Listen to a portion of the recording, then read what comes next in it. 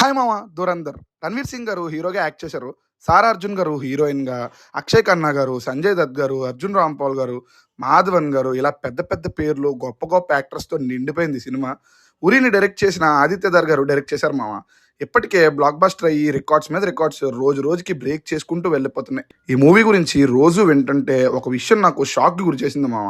Cinema అంటే 3 గంటల 45 నిమిషాలు అంటున్నారు. బ్లాక్ బస్టర్ అంటున్నారు. ఏ లెక్కల్లో చూసినా బేసిక్‌గా ఒక మూవీకి రోజుకు పడే షోల్లో ఒక షో ఈ మూవీకైతే పోతది. అయినా ఈ రేంజ్‌లో కలెక్ట్ చేస్తుంది అంటే అంత గొప్ప కంటెంట్ ఏముంది ఇందులో అని చూడాలని డిసైడ్ అయ్యాను మామ. మీరు అనొచ్చు, ఒరేయ్! ఇంత లేట్‌గా చూసి మళ్ళీ రివ్యూ, దానికి డిస్కషన్ ఏంట్రా అని మీరు అనొచ్చు. అవును, లేట్ అయ్యాను. సారీ దానికి. బట్ ఇప్పుడే మూవీ చూశాను మామ. చూసాక నాకేమనిపించింది, నిజంగానే అంత గొప్ప సినిమానా? నిజంగా థియేటర్‌లో చూడాల్సిన సినిమాయేనా అని తెలుసుకునే ముందు మన ఛానల్‌లో చాలా కంటెంట్ ఉంది మామ. చూసి నచ్చితే లైక్ చేసి, షేర్ చేసి, సబ్స్క్రైబ్ చేయడం మాత్రం మర్చిపోకు మామ. మీ సపోర్ట్ నాకు ఎంతో హెల్ప్ అవుతుంది. ఇప్పుడు సినిమా ఎలా ఉంది అంటే నిజంగా ఇన్ని రోజులు ఇంత లేట్‌గా ఎందుకు చూసానా అని మాత్రం రిగ్రెట్ ఫీల్ అవుతాను మామ. ఒక్కటే మాట, మాస్టర్ పీస్ అంటాను. ఇంచుమించు 4 గంటల సినిమా. నాకు కనీసం బోర్ కొట్టలేదు మామ. ప్రతి నిమిషం, ప్రతి సీను నన్ను ఎంగేజ్ చేస్తూనే వచ్చింది సినిమా. పాత సినిమాలు కొన్ని ఇంతే లెంగ్త్‌తో వచ్చి బ్లాక్ బస్టర్ అయిన మూవీస్ ఉన్నాయి మామ. అప్పుడు అనుకునేవాడిని, ఎలారా అంతసేపు థియేటర్‌లో కూర్చునేవాళ్ళు అని. బట్ ఈ సినిమా చూసాక ఆన్సర్ దొరికేసింది నాకు. ఒక సినిమా మనల్ని ఎంగేజ్ చేస్తే టైం అనేది అసలు సమస్య కాదు అనిపించింది మామ. ఓన్లీ వన్ వర్డ్ ఫెంటాస్టిక్ అని అంటాను మామ. ఒక సినిమా పర్ఫెక్ట్‌గా రావాలి అంటే యాక్టర్స్ దగ్గర నుంచి టెక్నికల్ టీమ్ వరకు అందరూ 100% ఔట్ గనక ఇవ్వగలిగితే అప్పుడు రిజల్ట్ ఇలానే ఉంటది అని అనిపించింది మామ.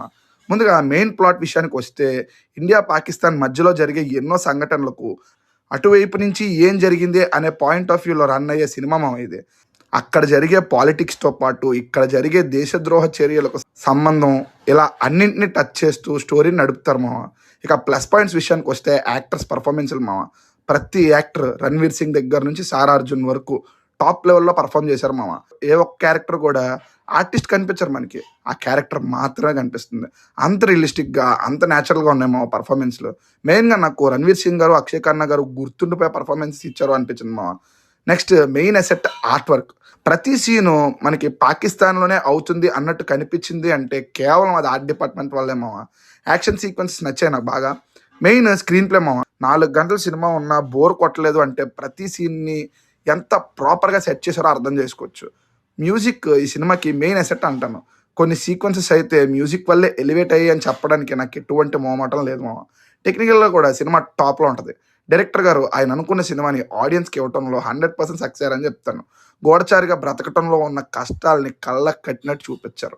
సేమ్ టైమ్ మూవీలో విజువల్స్‌ని రియల్‌గా జరిగిన విజువల్స్‌కి ఇంటర్‌లింక్ చేసి చూపించడం కూడా నచ్చింది మామ నాకు.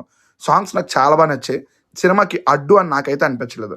నెక్స్ట్ మైనస్‌ల గురించి చెప్పాలి అంటే లెంత్ నాకు మైనస్ అనిపించలేదు. బట్ అందరికీ అనిపించదు అని నేనైతే చెప్పను మామ. అండ్ ఇందులో ఇంకో మైనస్ ఏమనిపించింది అంటే నోవెల్ టైప్ నేరేషన్ మామ. ప్రతి సీన్‌ని సీన్ తర్వాత సీన్ చెప్పే ప్రయత్నం అందరికీ నచ్చకపోవచ్చు మామ. ఇప్పుడు చెప్పబోయే మైనస్ సినిమాలోది కాదు. బట్ సినిమా లెంత్ మామ. ఆ సినిమా లెంత్ వల్ల ప్రతి థియేటర్‌లో ఒక షో కోల్పోవాల్సి రావచ్చు. సో అందువల్ల అది కలెక్షన్స్ మీద ఇంపాక్ట్ చూపించొచ్చు. ఓవరాల్‌గా సినిమా పరిస్థితి ఏంటి అంటే నాకు చాలా అంటే చాలా నచ్చింది. రిఫర్ చేస్తావా అంటే లాంగ్వేజ్‌తో సంబంధం లేకుండా మీ దగ్గరలో ఉన్న థియేటర్‌కి వెళ్ళి అర్జెంట్‌గా వెళ్ళి చూసామని చెప్తాను మామ.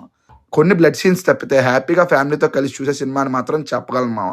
నేనైతే సీక్వెల్ కోసం పక్కా వెయిట్ చేస్తున్నాను. నెక్స్ట్ ఇయర్ March 19th అని డేట్ కూడా ఇచ్చారు. ట్రైలర్ కూడా ఏశారు. నెక్స్ట్ ఇంకో మంచి రివ్యూతో మళ్ళీ కలుద్దాం. బాయ్ మామ.